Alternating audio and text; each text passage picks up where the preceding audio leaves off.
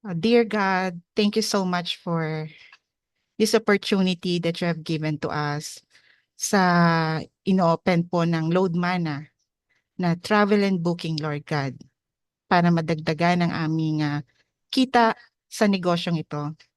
Panginoon, humingi po kami ng gabay mula sa iyo, lalo na po ang ating speaker at ang aming management, Lord God. At sa bawat isa na dumalo ngayon upang mapakinggan at maunawaan kung ano po itong travel and booking na bagong serbisyo po at produkto ng Load Mana.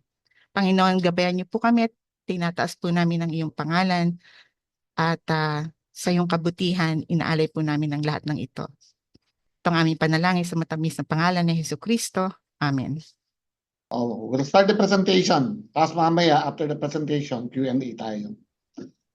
Go ahead, sir. Okay. Thank you, Sir Bong. Good afternoon po sa inyong lahat. We're very excited to share this opportunity to you, to all of you. And actually, yung purpose po nito, this is an initial an idea pa kung ano po yung meron na bagong business ang ating company, si Load Mana, na pwede nating ma-maximize. This is just an additional business pero napakalaki po ng potential. So yun po yung although we will have our regular technical training on a weekly basis based on sa mga new subscribers, but this is just an initial information kung ano po yung business natin, ano po yung pagkakaiba nito with regards to other platform na nasa market, ano yung advantages ng ating negosyo. So we will talk about the Load Mana Air and Land Travel Platform. When we say Air and Land, this is about hotels and ticketing. So Air and Land Travel Platform. So basically we have the airline booking. Okay, next is the hotel booking. So mamaya explain po natin ano po yung inclusion ng airline booking, ano yung inclusion ng ating hotel booking. So this is very exciting part po ng business ni Load Mana. So actually before that, just an idea, bigyan lang namin kayo ng parang overview ano po yung nangyayari ngayon sa market. I mean, talking about the business online because lahat po ng negosyo ngayon is connected na with online.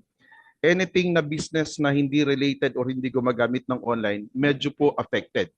And even po yung mga negosyo ngayon ng mga traditional business or even networking company na naka-product based lang, kapag hindi ho naka-incline at hindi ho gamit yung platform ng online, ng internet, medyo naiiwan po sa market. No, so it means lahat po ng klase ng kailangan natin nasa online na, di ba? So nandiyan na yung mga nagba-vlog, nagbebenta ng product, so anything nandito na lahat. So what I'm trying to say is that kung gusto nating magkaroon ng malaking potential sa ating negosyo, kailangan talaga nating i-embrace yung online platform, yung online business. So why Load Mana business? Ito po yung additional na explain natin, but I understand and ang alam ko po may existing tayong loading, we have the bills payment and the cash transfer, and ito pong i-explain po natin sa inyo. But ito yung mga advantages natin. Bakit ito yung pipiliin natin at ano yung maganda dito sa negosyo natin.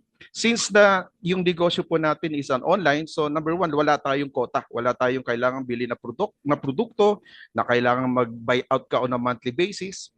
No monthly maintenance, no time frame, no expiration. So ibig sabihin pagka bumili ka ng produkto, 'di ba sa traditional selling ng negosyo, pagka naabutan ka ng expiration at hindi natin nabenta yan. So 'yun yung medyo nakakatakot at madugong part, no?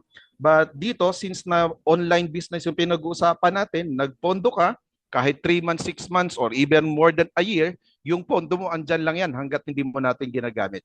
Okay, no renewal fee, no products inventory. That's why yung potential po ng negosyo natin is worldwide. 'Di ba? So ngayon, may mga product naman na kumbaga worldwide din yung positioning, pero ang nagiging problem kasi noon yung delivery. 'Di ba? May bumili sa Singapore, may bumili sa Australia, sa Hong Kong. Paano mo ngayon i-deliver? So yung platform natin, once na nag-subscribe, nag-registered, pinondohan, as long as na may internet, yun na, pwede ho nilang simulan. Wala na silang iintindihing i-deliver na products pa. Okay, so no products inventory, no products to deliver. So that's the advantages. Okay, and also this is unique in multi-selling proposition. No, so ang dami mong pwedeng pagdalhan kasi may mga option ka na pwedeng i-offer through services na ino-offer natin. And also we have the training and mentoring support, and lastly yung product needs. Kasi yung produkto po natin, hindi ho kailangan ilako. Ito yung mga basic necessity, di ba? Like yung loading, yung bills payment, di ba? So yan yung mga product na hindi mo kailangan i-alok. Kasi like yung sa loading po natin na existing, wala naman tayo nakikitang mga nagsisigaw sa labas ng load kayo dyan. Wala naman ganun, di ba? So hinahanap yan eh. Bills payment, whether you like it or not, you will like it. Babayaran at babayaran mo yan. Just the same, yung add-on na services business natin na ticketing, yung hotel, isa yan sa mga basic na kailangan lalo na nung after pandemic na actually sa totoo lang, even sa nung pandemic time, pinipigilan yung mga tao na mag-travel. Hindi mo mapigilan eh, di ba? So kung sabihin lahat ng tao gustong lumipad, gustong maglayas eh. Pero lalo na nung nag-open na lahat pwede na mag-travel, kaya po ngayon very booming na at bumabalik na po sa dating number of travelers, even local or domestic or international. Okay? So necessity yung ating products. Okay. So, ngayon, ito yung additional na ilalagay o ibibigay sa atin ng company through Sir Bong, no? That's the airline booking and hotel booking. So, ngayon, para may idea kayo, paano po natin to ipoposition? Paano natin to sisimulan? At paano natin to gagawing negosyo?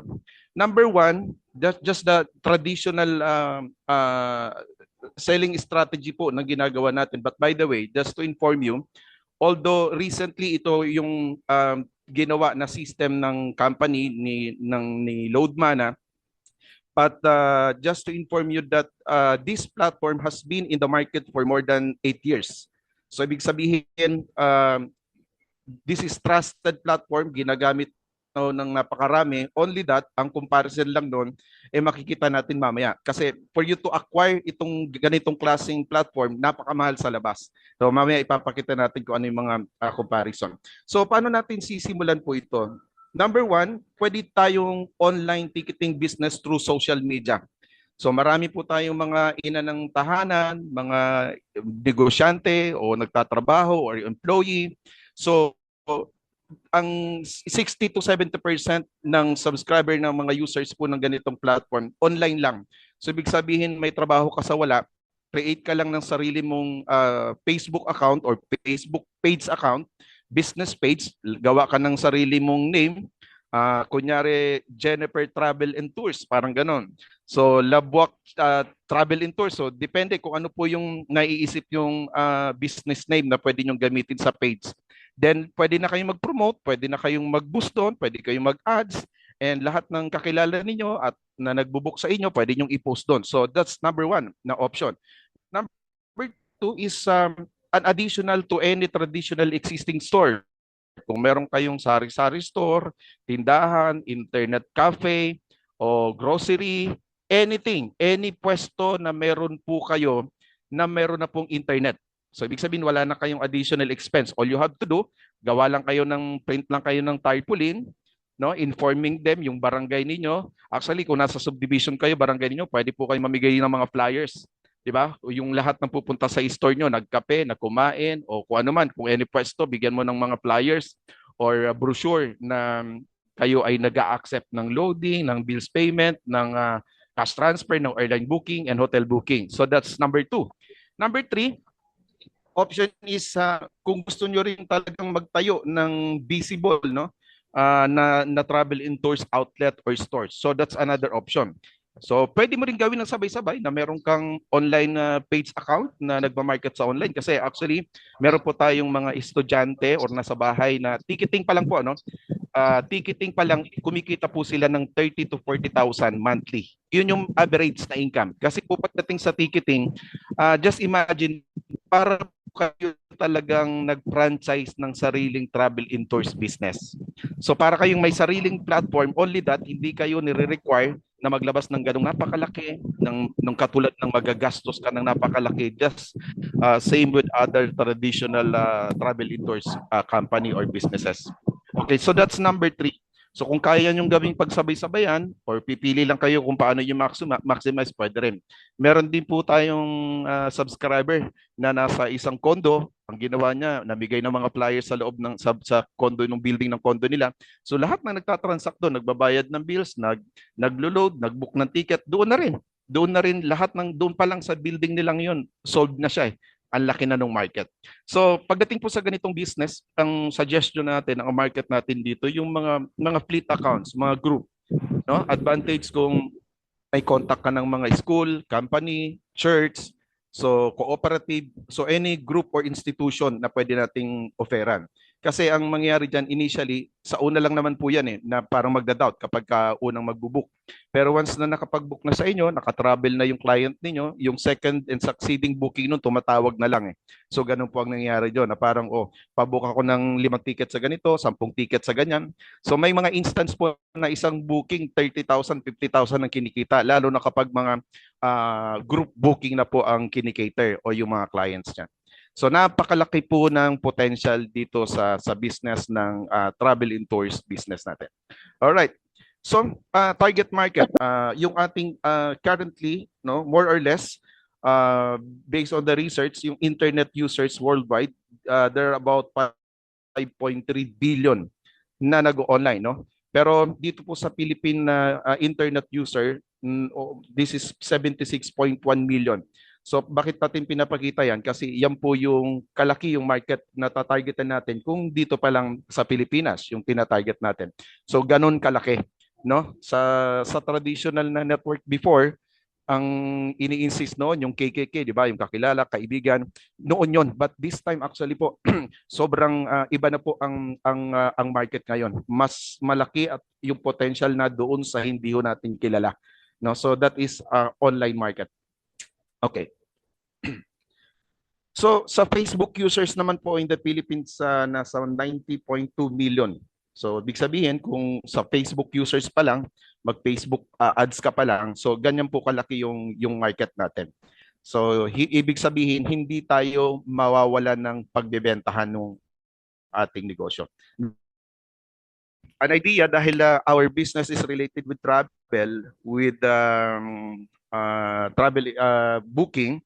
So yung statistic po lumalabas na dito pa lang po sa Pilipinas meron pong 64 million na travelers na nagta-travel within dito po sa Pilipinas. So sa international tourist arrivals to the Philippines umakyat po ng 7.7. No, ito po ay noong March 24, 2019, but slightly po bumaba ito nung pandemic, pero po ngayon sobra pong umakyat na rin. So we have 7.1 million visitors. Ang good thing po sa atin, yung platform natin, hindi lang po yung facility ng booking natin for local. Pwede ka pong mag-book ng domestic to domestic place or domestic to international or international to domestic, pwede. Or kaya international to international, pwede po. Okay, so yun yung